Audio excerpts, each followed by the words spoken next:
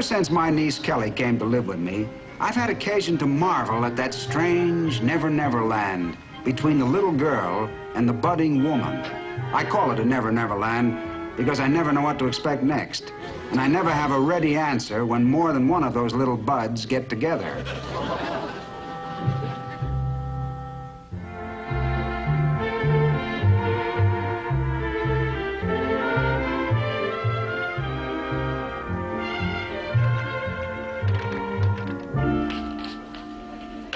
Evening, Mr. Gray. Hey, Peter, which?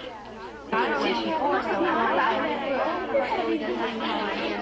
it looks like we're playing host to a hen party, huh? Not hens, just a lot of cute chicks.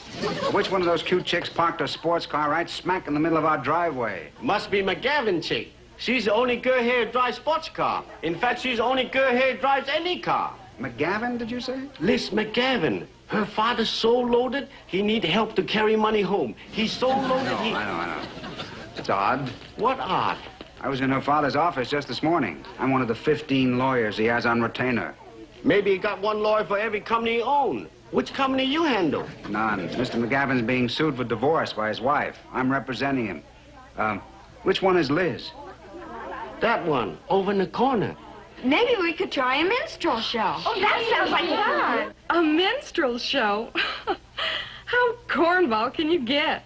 Well, I haven't heard any brilliant ideas from you. No, and if you don't want to pitch in, why are you on the committee? A good question. I'll go figure it out while you junior impresarios put the show together. Well, gee, what are we supposed to do? Hi, Hi, I'm Liz McGavin. Bentley Gray. Well, you're Dad's mouthpiece, aren't you?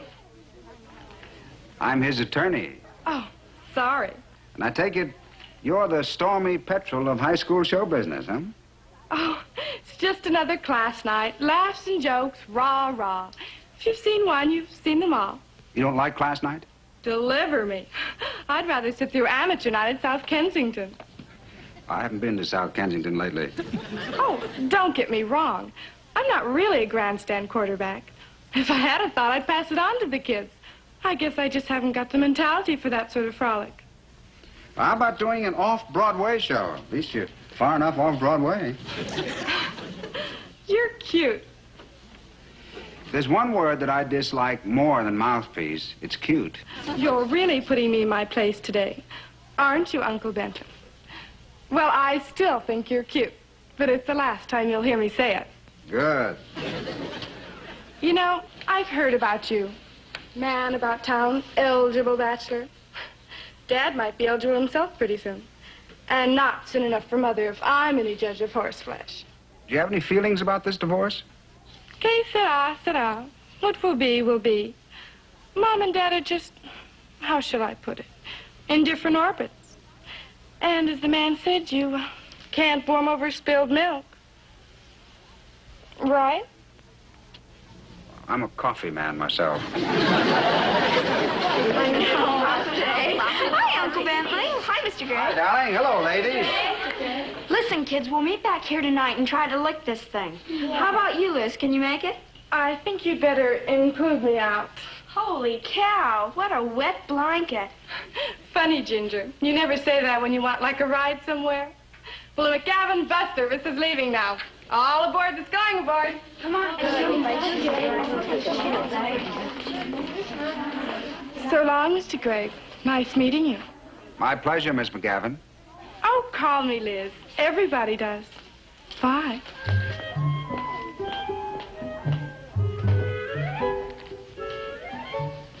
Well, what do you make of her? Pretty hip trick for a young chick.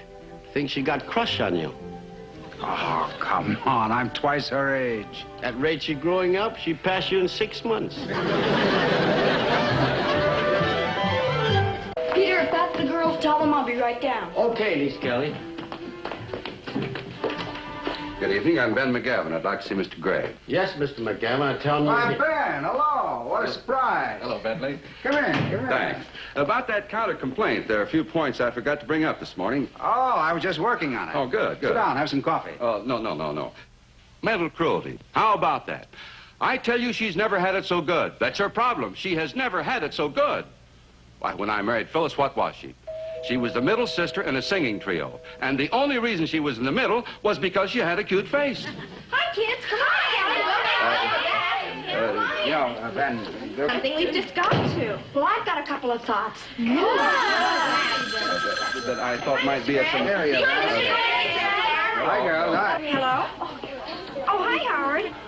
So I want you to be sure to include in the counter complaint just what I've been up against with Phyllis. No, never mind, Howard. Stuart is coming over. Okay, thanks anyway. Bye. 3 houses. A townhouse, a house in the desert, a lodge in Arrowhead. Oh, no, we'd never be able to put that on. Of course, I'm away a lot of the time, but at least you'd expect when I'm home that she would... Of course, I'd need some boys to work with us. Of course, I'll need some boys to work with us. Oh, for heaven's sake, Bentley. I'm sorry. Let's go out here. Maybe for each other. She's complaining. What kind of life have I led? Sit down. Now, am I to understand that you want to contest this divorce, Ben? No, I don't want to contest it, Bentley. I just don't want her to get away with all she's demanding, that's all. Yes, but you can afford it, can't you? But that's not the point. If she wants to leave me after all these years charging mental cruelty, then I say... Oh, hi. Hi, Mr. Gray. Kelly asked us to stop over about some class play. She's inside, Stuart. I hope you don't mind if I bring my tire inside. It's a brand new white wall, and I've got no lock on my car. She's inside, Stuart, and I'll guard your tire. Oh, thanks. My church is... Oh, sorry. All right, Ben? Stuart, what are you doing here? I thought I told you not to come until 9 o'clock. We're not ready for you yet. But, Kelly, we don't have anything to do till 9 This is a o'clock. pretty serious We were thing, going to go to but the basketball game, but if we went to the basketball game, we wouldn't be able to do anything. Stuart, you'll Let's just try have another to room. sit out here until we're ready. I'll have to call you when we're ready for you. That's all there is to it. How in blazes you get anything done around here anyway? You get used to it. Now, let's get down to this cross complaint. Where were we? Mental cruelty. Well, what would you call that crowd of phony painters and sculptors that are always hanging around? No. What would you call it? Sorry, Cousin Charlie, no money. Told you before. Not smiling, friendly finance company. No, I'm not signing bank note either. You want to go in the used car business, you use somebody else. You not understand English? Of course, when we first got married, when I was just beginning in business, then she was glad to... Oh, for heaven's sakes, what is this, Bentley? A 3-ring circus or something? Maybe you don't understand Chinese either. I said, Will you use another phone? Use the one in the foyer, huh? hang on, Cousin Charlie. I use another phone.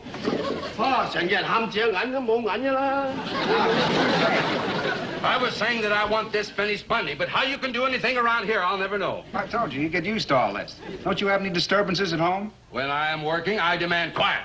Well, demanding it is one thing. Getting it is another. Look, Bentley, do me a favor, will you? I've got a lodge up at Arrowhead. I haven't used it in years. Now, here, take my key, go up there, and get this work done right. Now, look, I'm perfect. No, not another word. The place is yours. Just stock up the larder and charge everything to me. Honestly, Ben, I'd rather... You'd rather what? I'll drive up in the morning. You call me if you need me. And remember, I want all of those charges answered. Get clubs if necessary. Mental cruelty, that's one of the most... I'm sorry. That's one of the most ridiculous... I'm sorry.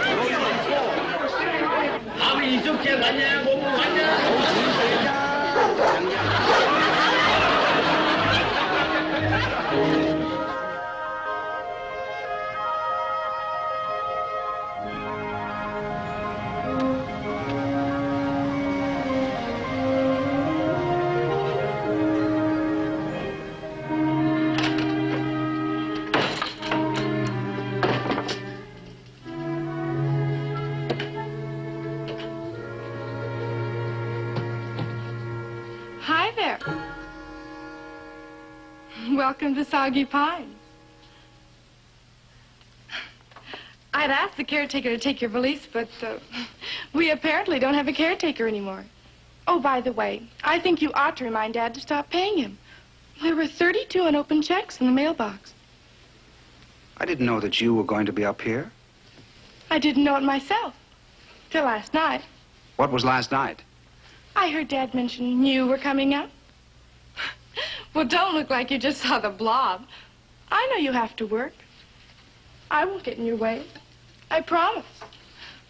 I might even be able to help. Help? I can type. I can even take a little shorthand. I studied it when I was going to become a famous newspaper woman. That was 2 years ago. I've since decided never to become famous.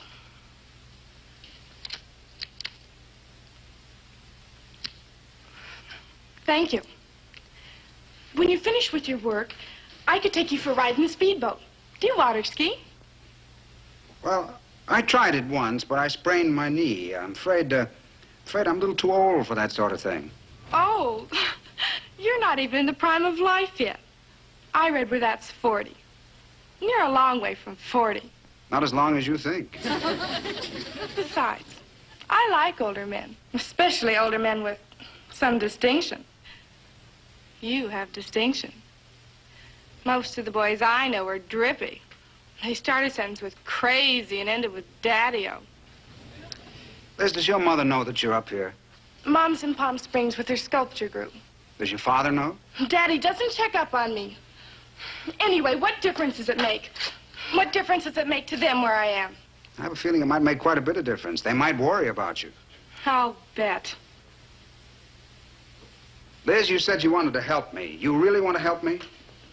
Yes? Go home. Home? But I... You don't belong in a hunting lodge with a man.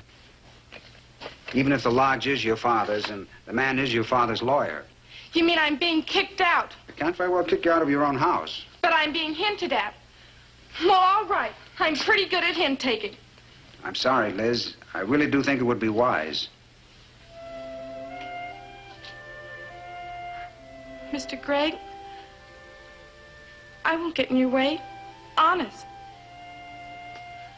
I know this looks wrong, but I didn't mean it that way. I guess I just like you. Why? I don't know. Maybe it's because you always sort of put me in my place. You know, I don't really feel like working right now. I might just take you up on that water skiing deal. You will? Yes. Go on in and change your clothes and I'll get organized out here. Swell.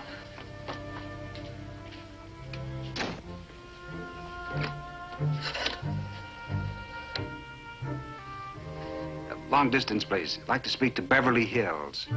Mr. Peter Tong, Crestview 5, 4699.